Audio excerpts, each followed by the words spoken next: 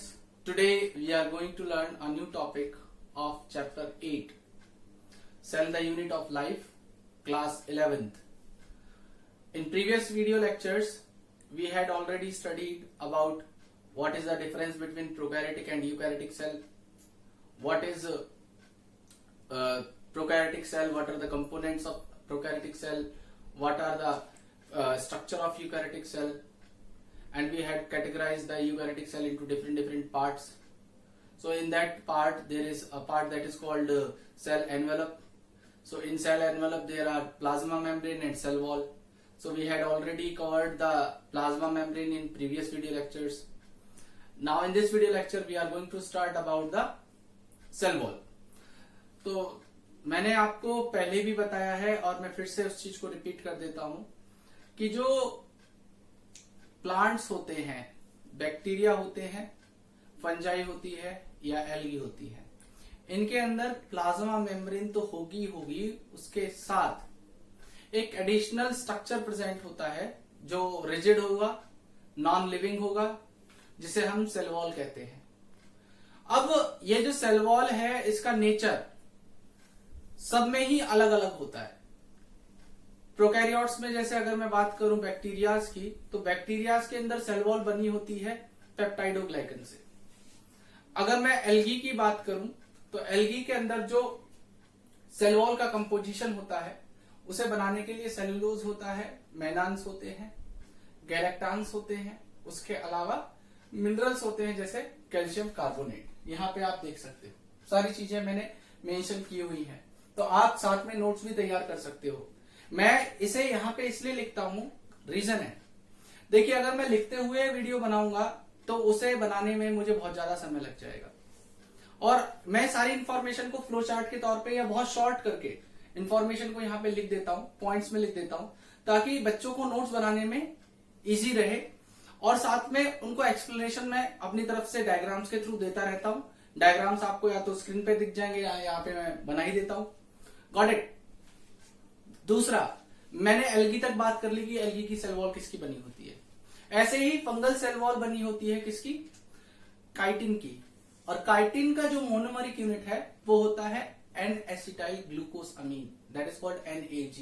तो यहां पे लिखा होगा काइटिन। काइटिन एक कॉम्प्लेक्स स्ट्रक्चर है और उसका जो मोनोमरिक स्ट्रक्चर होता है that is N acetyl glucosamine, और बहुत सारे एन एसिटाइल ग्लूकोस अमीन साथ में मिलके काइटिन को बनाएंगे।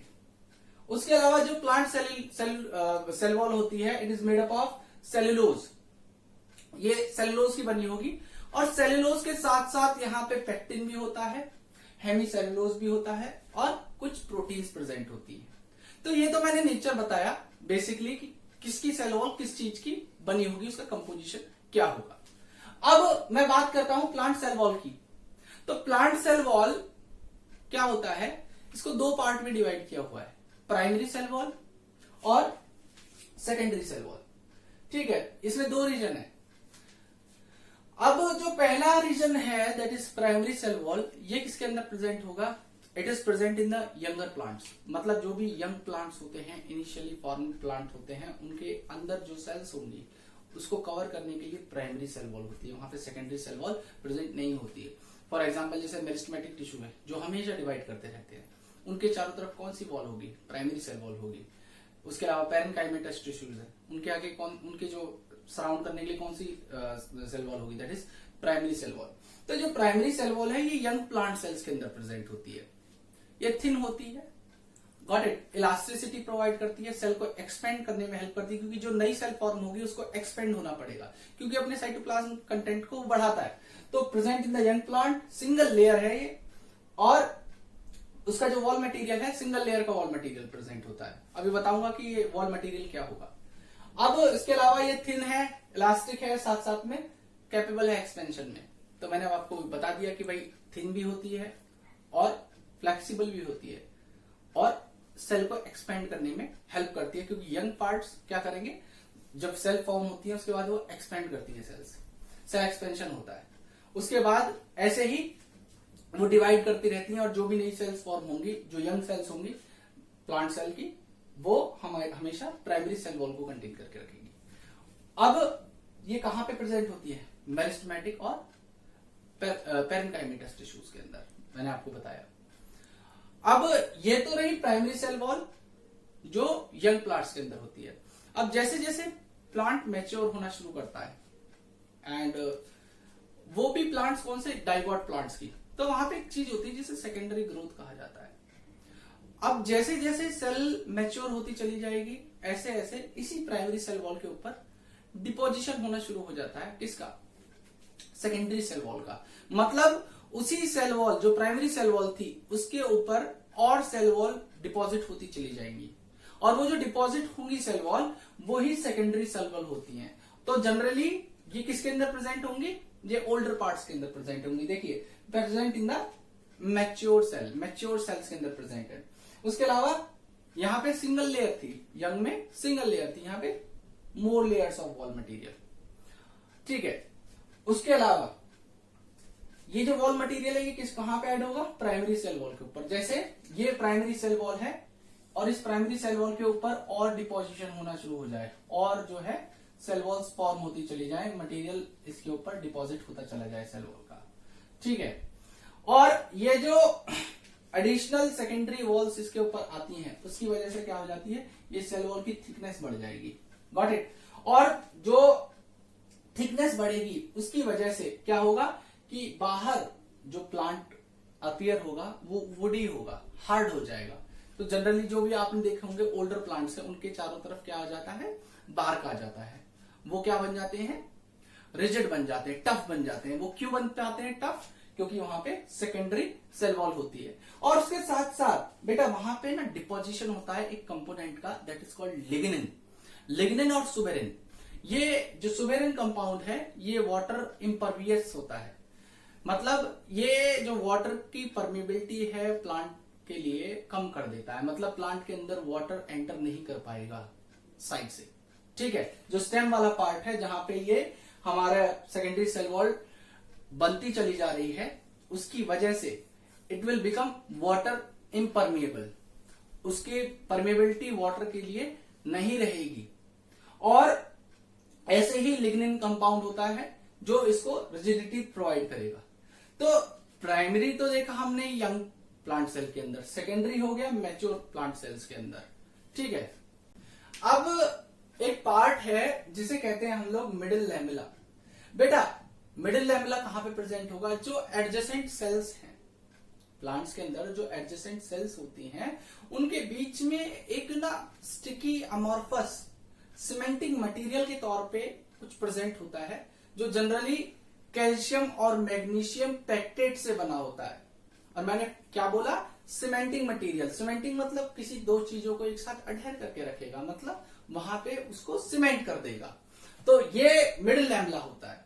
मिडिल लैमेला दो एडजेसेंट सेल्स के बीच में प्रेजेंट होगा। ये हेल्ड कैसे होती है cells, thin sticky amorphous layer से, जो सीमेंटिंग मटेरियल के तौर पे काम करेगा। उसके अलावा ये बना होता है किसका, कैल्शियम और मैग्नीशियम पैक्टेट का। और जो हमारी राइपनिंग फ्रूट होते हैं, मतलब जो फ्रूट्स पकने शुरू हो जाते हैं उस टाइम पे ये जो मिडिल लैमेला वाला पार्ट है ये सॉल्युबलाइज हो जाता है, और सॉल्युबलाइज होने के बाद फ्रूट्स को सॉफ्ट बना देता है। बेटा अब हम लोग बात कर लेते हैं कि सेल वॉल के फंक्शंस क्या क्या होंगे। अभी हम लोगों ने पढ़े कि सेल वॉल का स्ट्रक्चर क्या होता है, उसके अंदर primary cell wall, secondary cell wall क्या होती है, मिडिल लैमेला क्या होता है, उसके कंपोनेंट्स क्या क्या हो सकते हैं। अब बात करते हैं कि फंक्शन क्या होगा प्लांट सेल के अंदर अगर सेल वॉल वहां पे प्रेजेंट है तो। और जनरली प्लांट सेल के अंदर सेल वॉल प्रेजेंट होती है। तो जो सेल वॉल है सबसे पहला फंक्शन है इसका क्या करना, प्रोटेक्ट करना। दूसरा फंक्शन है इसका शेप देना किसी सेल को। और प्रोटेक्ट भी किस चीज से करेगा, मैकेनिकल इंजरीज से, पैथोजेनिक अटैक से। उसके अलावा और क्या फंक्शन यहाँ पे आप देख पा रहे हो, अलाउ करता है मटेरियल को पास होने में inside the cell and outside the cell, ठीक है। In and out of the cell material का जो पैसेज है वो सेल वॉल के थ्रू हो पाएगा। उसको जो उनका पैसेज है उसको अलाउ करने का काम सेल वॉल का होगा। उसके अलावा सेल टू सेल इंटरेक्शन में ये बहुत इंपॉर्टेंट रोल प्ले करते हैं। अभी बताऊंगा कि सेल टू सेल इंटरेक्शन जो होता है दो सेल्स के बीच में, उसके लिए एक कनेक्शंस होते हैं, साइटोप्लाज्मिक कनेक्शन, जिन्हें प्लाज्मोडेस्माटा कहा जाता है। तो वो हमारे सेल वॉल के अंदर ही प्रेजेंट होते हैं। तो देख लीजिए, सबसे पहला maintain shape of the cell, protect from the mechanical injury, protect from attack of pathogen, और पैथोजन बैक्टीरिया भी हो सकता है, फंजाई भी हो सकता है, और उसके अलावा वायरसेस भी पैथोजन के तौर पे अटैक कर सकते हैं प्लांट सेल को। उसके अलावा मटेरियल के पैसेज को अलाउ करना in and out of the cell, and last function is cell to cell connections और कम्युनिकेशन। अब बात करते हैं कि जो सेकेंडरी सेल वॉल थी, मैंने आपको बताई थी, सेकेंडरी सेल वॉल हर जगह यूनिफॉर्म नहीं है, कहीं कहीं पे वो लैक करती है, कहीं कहीं पे वो मिसिंग होती है। तो जहां जहां पे सेकेंडरी वॉल का डिपोजिशन नहीं होगा उस जगह पे पिट्स होते हैं। तो पिट्स वो जगह है जहां पे cell wall is not uniform in thickness, ठीक है, जहां पे सेल वॉल यूनिफॉर्म थिकनेस में ना हो, और उन सर्टेन प्लेसेस पे सेकेंडरी सेल वॉल प्रेजेंट नहीं होती, और उन्हीं अनथिकन्ड पार्ट को और उन्हीं अनथिकन्ड एरियाज को जहां पे सेकेंडरी सेल वॉल प्रेजेंट नहीं होती उसे कहा जाता है पिट्स। और पिट्स दो तरीके के हो सकते हैं, सिंपल पिट्स और बॉर्डर्ड पिट। सिंपल पिट जो होते हैं हमारे वो यूनिफॉर्म होते हैं डायमीटर में, और जो बॉर्डर्ड पिट है ये फ्लैश शेप के होते हैं जैसे ट्रैकेट्स में होते हैं। Got it. तो पिट्स की कैटेगरी सिंपल और बॉर्डर्ड हो गई है। उसके अलावा एक चीज और होती है जो सेल वॉल के अंदर प्रेजेंट होगी, उसे कहा जाता है प्लाज्मोडेस्माटा। तो plasmodesmata is the living component in the dead cell wall, क्योंकि सेल वॉल जो होती है जनरली नॉन लिविंग होती है, डेड होती है, तो उनके अंदर जो लिविंग कंपोनेंट है वो प्लाज्मोडेस्माटा होता है। प्लाज्मोडेस्माटा क्या करता है, साइटोप्लाज्मिक कनेक्शन बनाता है बिटवीन टू सेल्स। देखिए यहाँ पे डायग्राम, ये एक प्लांट सेल है, ये एक दूसरी प्लांट सेल है, ठीक है। इन दोनों के बीच में कनेक्शन फॉर्म करने के लिए ये प्लाज्मोडेस्माटा यहाँ पे प्रेजेंट है। ये प्लाज्मोडेस्माटा के थ्रू क्या होगा, इस फर्स्ट सेल का जो साइटोप्लाज्मिक कंपोनेंट है वो दूसरी सेल के साथ एक्सचेंज हो सकता है। तो ये जो भी इंटरेक्ट करेंगी ये प्लाज्मोडेस्माटा के थ्रू इंटरेक्ट करती हैं हमारी प्लांट सेल्स। और इस प्लाज्मोडेस्माटा को फॉर्म करने के लिए इसके कंपोनेंट में एक तो इसको आउटरली लाइन करती है प्लाज्मा मेम्ब्रेन, और साथ साथ में एक होता है डेस्मोटिब्यूल जो इस प्लाज्मोडेस्माटा को आउटरली लाइन करेगी।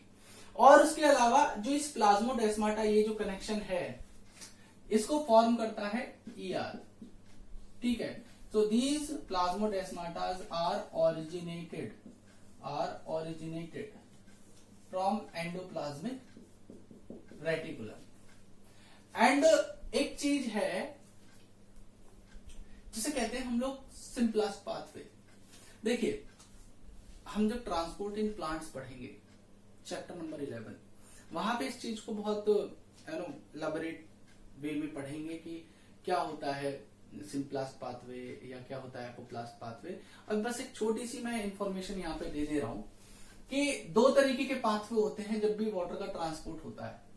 एक पाथवे होता है थ्रू द सेल वॉल, एक होता है थ्रू द सेल वॉल, और दूसरा होता है बिटवीन द साइटोप्लाज्म।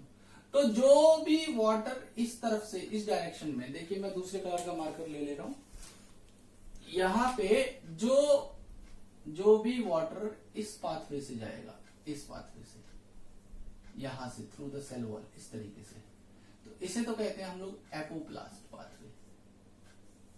और जब भी वाटर पास होगा थ्रू साइटोप्लाज्म,